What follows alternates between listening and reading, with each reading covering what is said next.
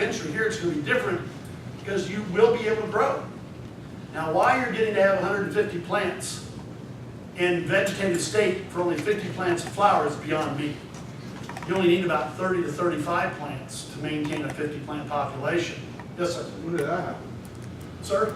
With 150 plants? You're allowed 200 plants, 50 of which can be mature, 150 of them have to be immature veg. So our typical ratio in veg to flower is about, if you have 100% flower, you're about 75% veg because of the time frame of getting your veg spun up to flower. So having 150 plants in vegetative state, I'm not quite sure why the state did that, but if you want to have 150 plants and you want to feed them and take care of them until they're ready to go into flower, spend the money and enjoy what they're doing. Some of our clients are actually making their dispensary, because it's going to have a little adjacency of cultivation, they're making like smart windows.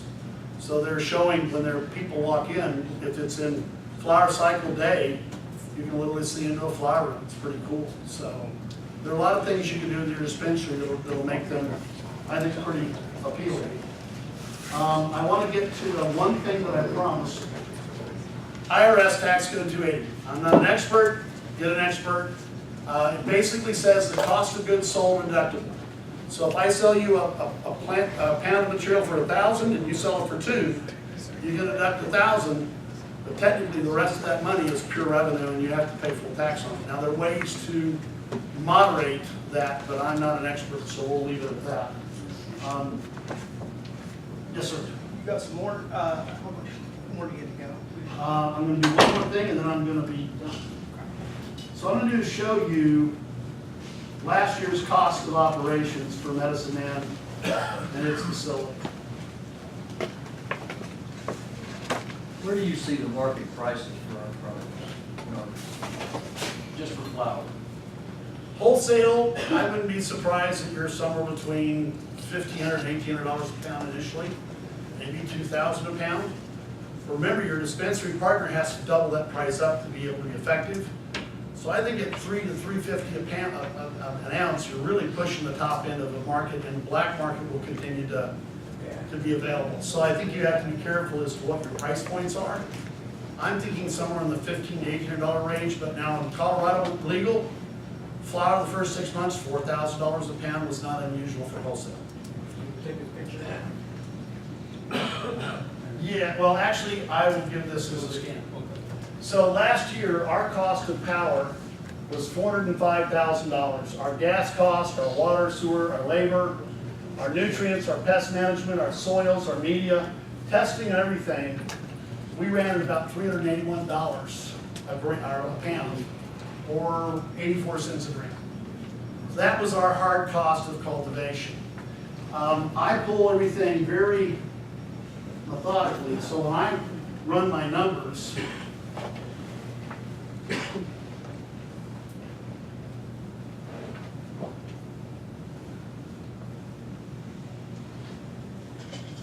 so this is every light bill I paid for both locations the whole year.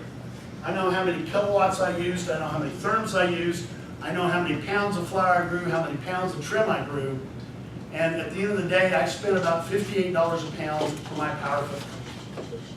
That's over roughly 40,000 square feet of cultivation space. I mean, I get Sally's bills and I sit down and go through them. I know my labor costs, so I pull Sally's labor reports.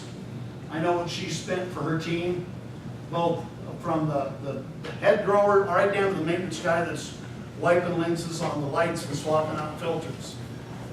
So we're pretty careful to manage what we do, and that's why I'm kind of telling everybody, as you look at how you grow, you really need to be focused on highest quality with lowest price. So no matter how you get to those numbers, when you're talking to consultants or growers, make sure they go on the journey with you. Make sure they understand that in order for you to pay them, they have to be a part of that journey, and they have to help you maintain those costs with high quality. We hand tend and hand feed our plants. That cost includes hand tending and hand feeding.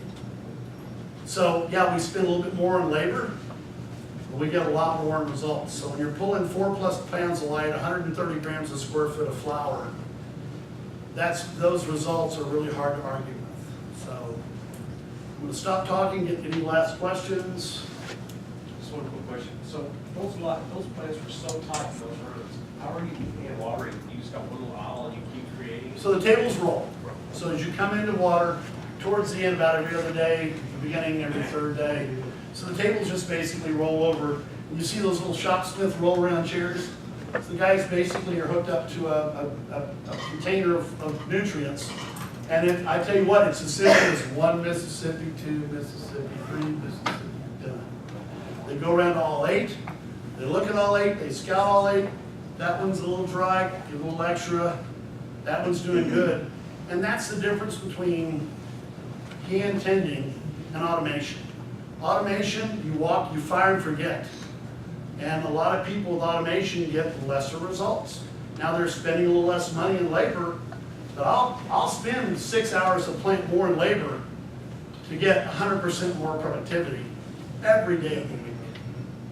So that's kind of what the lesson Josh and 3Alight and the nutrient practices have really taught us, that you go a little bit farther, you work with your plants, and you get better results. The pluses, now, if your employees on, and you're applying for your license, employees or officers, things that have done positive for the state, that all counts towards points. Can you go over points a little bit? Right, so for us, when we're hired by a person here in Arkansas, it's likely that one of our growers, it may be Josh or one of his lead people, if they ask them to be on the application, will allow that. If you're looking to provide experience, a part of the application will say, we're relying on the strength of General Cannabis Corporation and One Big Crop, or Medicine Man Technologies and 3Alight. Whoever your consultant is, you're going to want to make sure that that bragging right is embedded. So we've helped our clients get licensed in these states, and we've done this kind of work. So when you're trying to beef up points, then you also need the other pieces that are local. And that's really important. So local general contractor, local engineers, local construction. I mean, everything you can do local is always going to be best for you. Last thing you want is me showing up from Colorado with my GC, renting a Escalade from Hertz and walking into the building department like they own the world, and they haven't even bought donuts for these guys and don't even know where they live.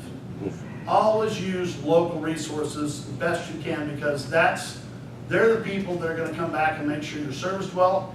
And the state, I think, generally likes to see local engagement. Like I say, in Pennsylvania, it was a little bit different because Pennsylvania didn't have any rules on ownership. So we saw, I think, like I said, about 75% of the people who won applications were out of state, which is sad to me, because you would think that Pennsylvania would be able to field some pretty good applications. Yes, sir. One more question. Veteran, 100% vet, he gets 10 points on any, I don't We're know how. typically aggressively topping, and in our veg, we'll typically run 20 colas out of a plant. Stocks are going to be substantial. They still have to be scribed and supported because they get so heavy. If you pull it No, I down, mean, you'll fall over. the preference points, like, they say they're going by merit points. Oh, And, for as, having 100% veteran on your board, but you get those 10 point preference points. I don't work the specifics of the license application. I mainly work performa and data, building and facility design. So I have not dug in deep. I have a team that does that. So I'm probably not going to be as knowledgeable, but I'm going to tell you, the more you can have that's minority or disadvantaged, certainly to me, should help the application, and it should make it look good, especially if you're providing training and good jobs and interaction within the community. Yes, ma'am, in the back. What's your best educated guess on what we can expect demand to be in the first year? Less than 18,000, consuming 1.5 ounces a month on average would be my crystal ball guide at the end of year 1. I know the things I read, and I got some stuff from Arkansas that said 37.5 and 150,000 pounds needed. Holy crap, I mean, if you guys do that, I want you to prove me wrong. I would love, but remember this a year from now when you're up and running and you say, hey, that guy was pretty close.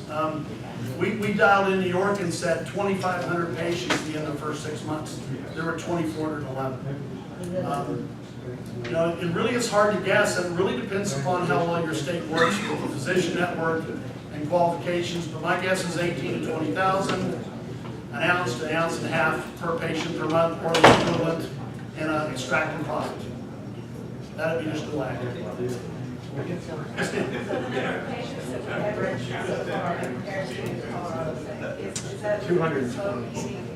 No, I think 207 is a great deal.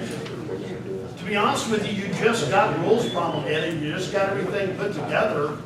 I think the fact that you've got 207 people who have gotten through the process proves that it can be done. And I think it's gonna steamroll up. You know, that wave, you wanna catch that wave at about 3/4, then sell your businesses for like 25 million, retire at 80, and invite me to come see you. Yes, sir. With, say, 18,000 people in the first year, what is your ideal size of a cultivation site to match that demand and then to grow? Okay, so let's do the math. 18,000, an ounce plus a month would be 300,000 ounces, 20,000, 25,000 pounds. We're kind of advising our clients to start in the 4,000 to 6,000 pound range. We think that's a good start, and we're also advising them to start in phase. So you can run flower room and one veg, 4 or 5 flower rooms, but you might have double or triple that in your envelope. But only spin up what you think you're gonna be able to see. So once you've been approved, if you're up to 12,000 already, you probably ought to go ahead and fire it all up and see where you end up. You can always freeze oil, you can freeze flour, you can put off processing, but it's hard to catch up. If you lose the market because you don't have product, then you're losing. And it's gonna be about your brands and your presence. You need to make every dispensary owner think they're the best thing you ever saw if you're one of those 5. And if I were applying for a license in cultivation and processing, I would not apply for a license in dispensary, because I would want my clients to know, hey, I'm about you, I'm not feeding myself first, I'm really about you as my client. And keep in mind, in a normal dispensary, you're gonna find different brands. So all 5 of those people, if they do a good job, their brand should be in most of those dispensaries, because people want choice. They're gonna wanna see, that brand and try this one and try that one, and this one has this flower, and this one has this strain. So it's quite likely that all 5 will have a fairly good opportunity to penetrate those 32 dispensaries and have a good presence. Because most dispensary owners, if they're smart, understand variety is the spice of life in this industry. And you don't want to be a one-trick pony with one partner. It just doesn't work so well. Medicine Man, although we grow in flower, we carry everybody's extraction. We carry Dixie, we carry Medically Correct, we carry Mary Jane Medicinals. We carry probably 25 different brands in our dispensary, and all of them get good traction. Open vape, we pretty much carry all, and that's what people like to see. Yep, there was somebody with their hand up at that. Yes, how much do you think a dispensary would actually need to purchase in the beginning to start off? At least 7, 8 different strains, or? If the dispensary is running its own little grow, I think that's a really good idea, because I think you can make good money on that yourself. You really only need 1 grower. You don't need to have a whole team, and compliance is going to be easy. So selling your own materials is going to be helpful to your margins, but you're like the growers, you're spinning up just as quickly as they're spinning up. I would tell you that you just need to look at what's available. If nobody else has got a topical that Fred's, extraction and best bud of the world, you got to have that topical. If nobody else has, there are several strains that are well known: Blue Dream, Girl Scout Cookies, Platinum OG. They're going to be strains that are going to be popular because people know them. And you've got a lot of great strains here in the state. Your illegal growers here grow, I'm sure, some very good material. So if I were a grower, I'd be reaching out to whoever I know, introduce me to whoever I don't know, so I might be able to source some good genetics. As I'm thinking about moving ahead, either as a small dispensary boutique grow, or as one of the larger 5 that are approved.